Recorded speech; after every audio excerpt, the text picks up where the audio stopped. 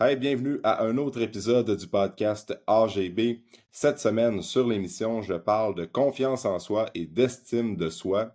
J'ai décidé de parler de ça parce que dernièrement, dans des consultations que j'ai eues avec des nouveaux membres, on a abordé ce sujet-là parce que lorsque les gens viennent nous voir au début d'un processus de transformation physique, parce qu'il y a beaucoup de monde qui viennent nous voir pour ça, euh, on aborde plusieurs aspects face à la transformation physique. Fait que, premièrement, il y a toujours les questionnaires de, bon, c'est quoi les blessures, c'est quoi le portrait de l'alimentation qu'on a en ce moment, puis à un moment donné, ben évidemment qu'on va entrer dans les objectifs.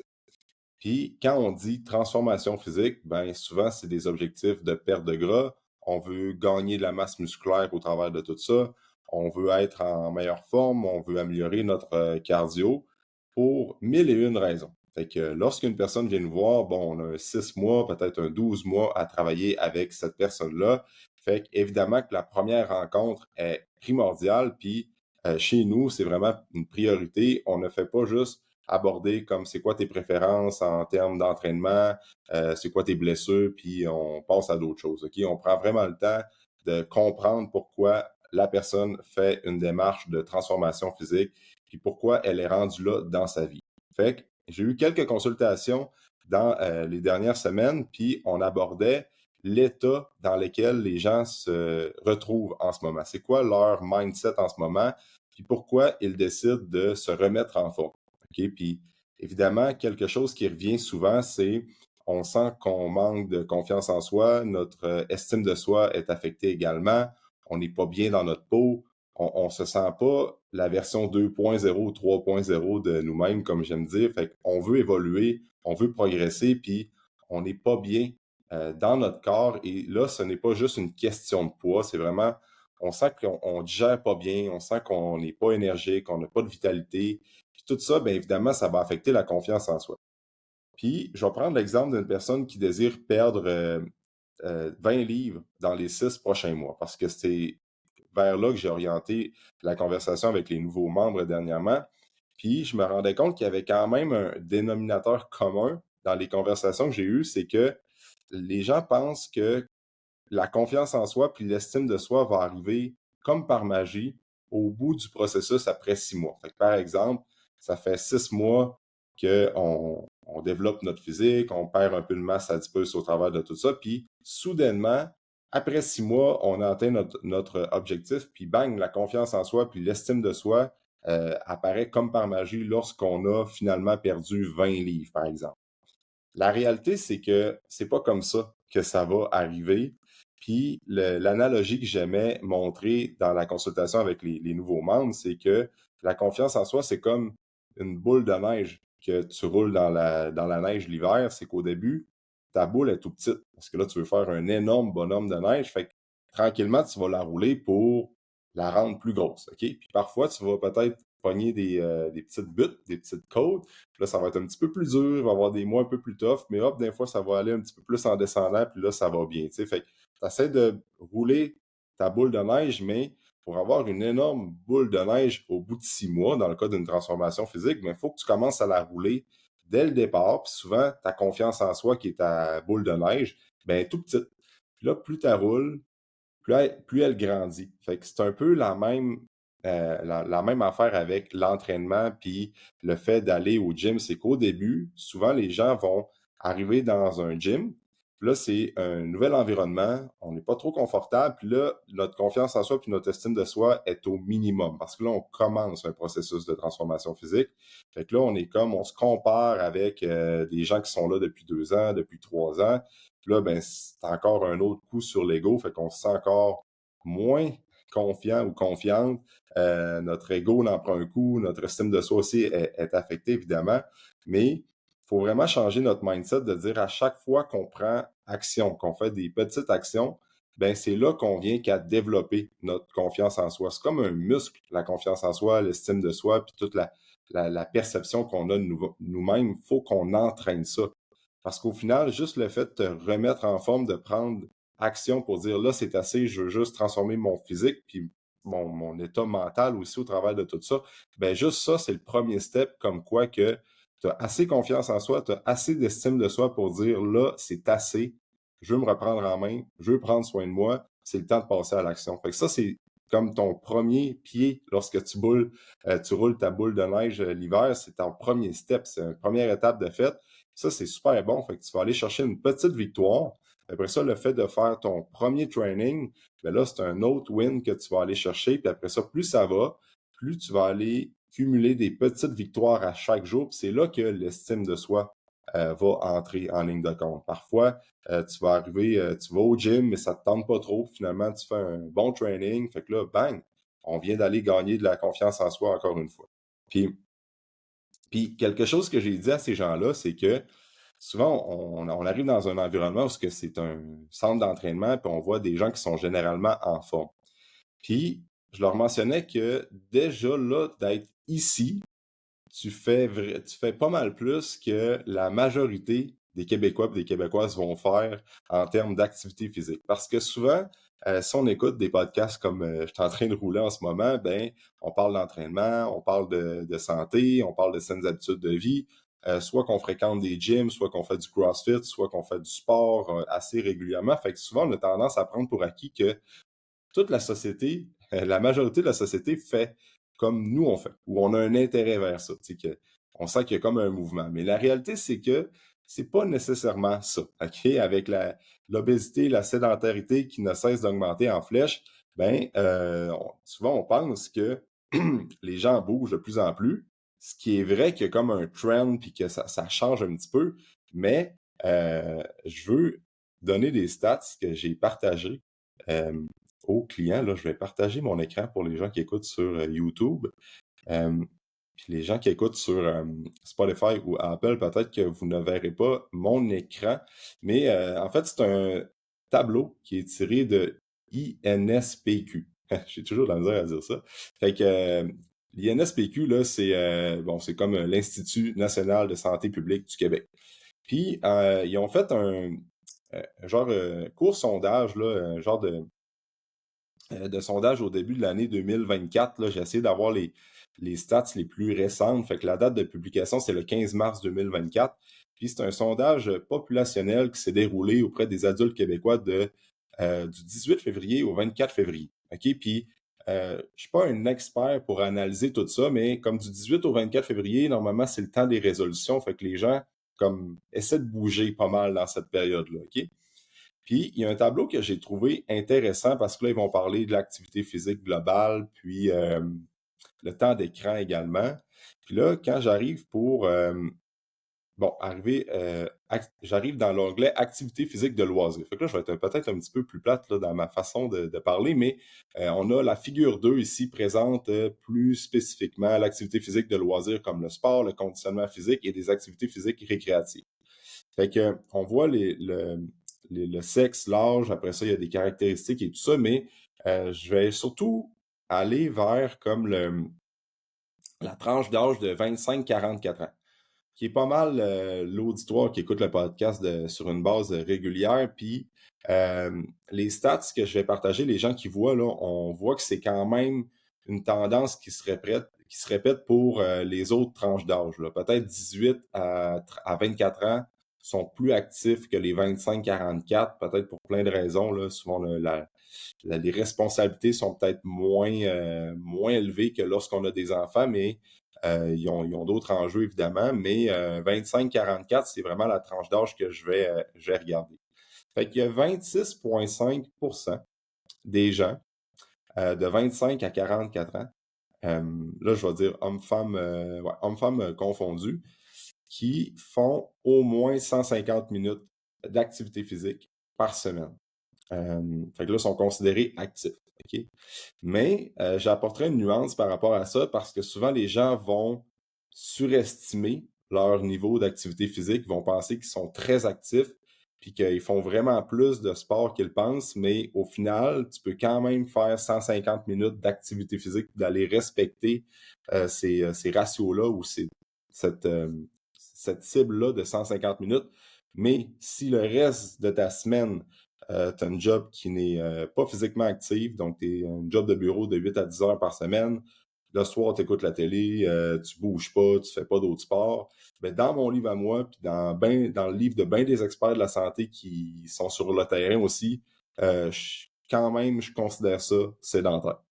Peut-être moins sédentaire que quelqu'un qui fait sweet fuck all, mais dans mon livre à moi, 150 minutes par semaine, puis t'as un job. Mettons que tu fais 150 minutes par semaine, puis t'es comme mon père, il était livreur de chips, il faisait peut-être 15-20 000 pas par jour, ou bien que tu travailles sur la construction, ou bref, que tu bouges beaucoup, ok, là, je peux comprendre, mais si tu as un job de bureau 10 heures semaine, à 10 heures par jour, 8 à 10 heures par jour, tu es quand même considéré actif. Fait que ça ne sera pas suffisant pour avoir des bienfaits considérables sur ta santé.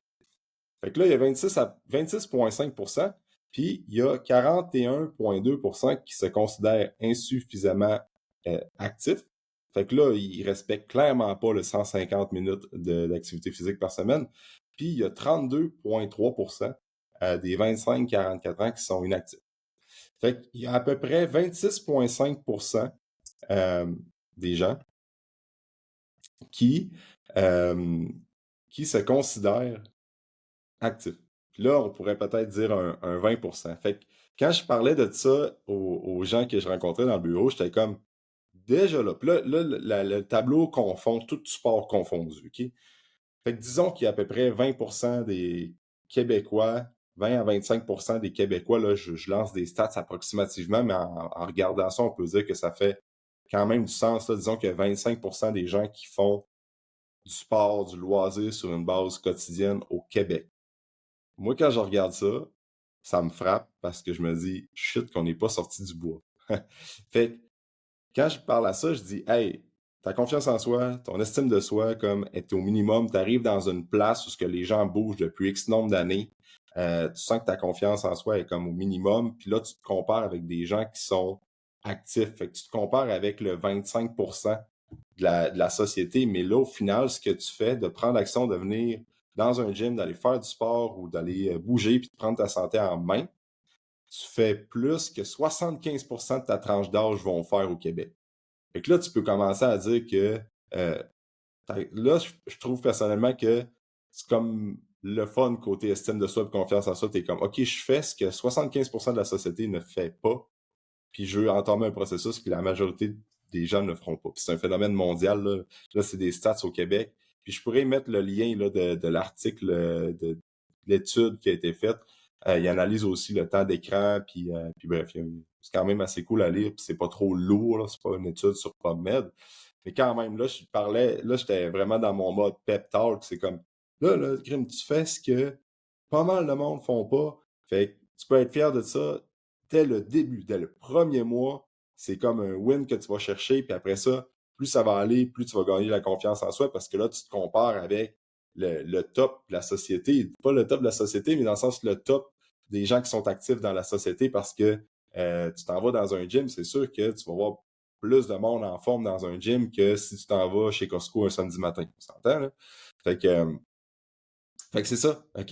Fait que le point dans tout ça, c'est si en ce moment tu écoutes le podcast, puis tu t'entraînes déjà, puis ça fait des années que tu es solide dans tes habitudes de vie, puis que tu n'atteins pas quand même, tu as des plateaux, tu n'atteins pas tes objectifs de perte de gras comme tu veux, tu n'es pas sa fine pointe là, de tes objectifs, mais tu es en forme, tu bouges régulièrement, tu manges bien, tu as un intérêt vers ça, ben good job, tu fais pas mal mieux que la majorité.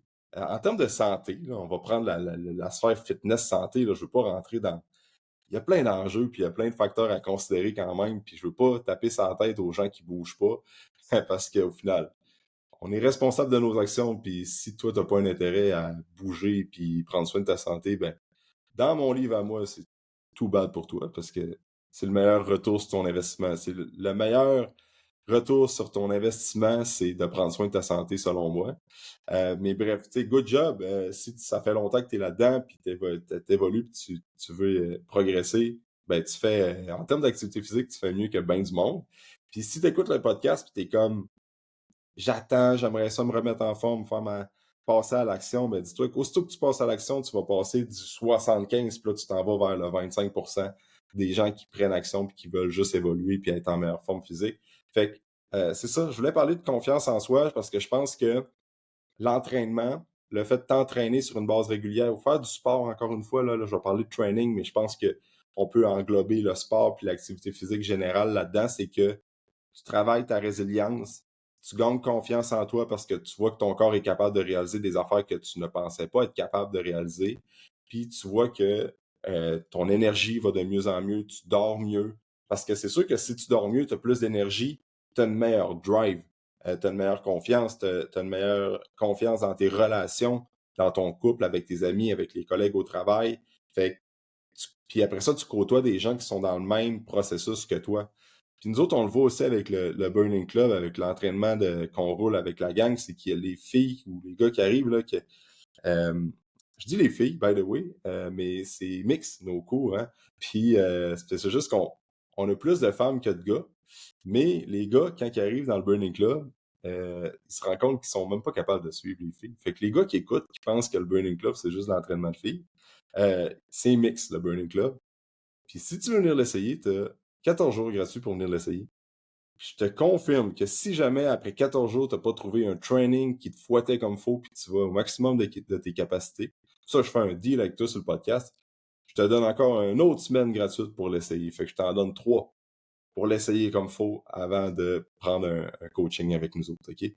Mais je ferme la parenthèse, c'est qu'il y a des gens qui arrivent, puis qui au début, ils pensaient même pas être capables de faire tel exercice, puis 6 mois plus tard, ils sont comme hey, moi, je suis rendu capable de faire ça, puis je pensais même pas être capable de lever tel poids, là, 6 mois.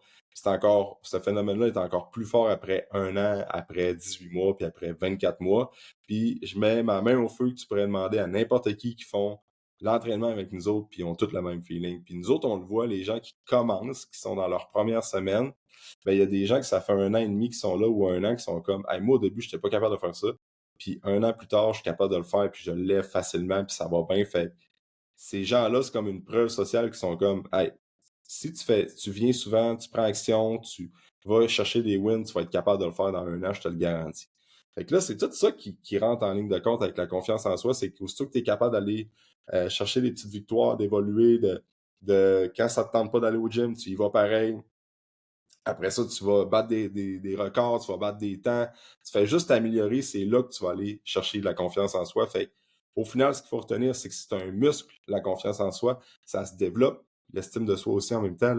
Là, je parle de façon générale. Il y a des gens qui, c'est peut-être qui ont besoin d'un peu plus de support psychologique pour euh, améliorer leur confiance en soi parce qu'ils ont des événements qui se sont passés dans le passé, tout ça. Je ne veux pas rentrer là-dedans, mais je parle comme de façon générale. La confiance en soi, ça se cultive puis ça se développe. Fait que c'était mon podcast de cette semaine. J'espère que vous avez apprécié l'épisode. Encore une fois, merci de donner un 5 étoiles sur Spotify, sur Apple, sur YouTube également. Fait que merci de supporter le podcast. Merci de vos nombreuses écoutes à chaque semaine. Nombreuses écoutes chaque semaine. À chaque semaine, ça se dit pas. C'est quoi dans la langue française? Il faut dire chaque semaine et non à chaque semaine. Fait que bref, c'est... merci encore pour votre écoute. Puis, on n'oublie pas, justement, on a 14 jours gratuits dans le Burning Club. Là, j'en ai parlé un petit peu tantôt.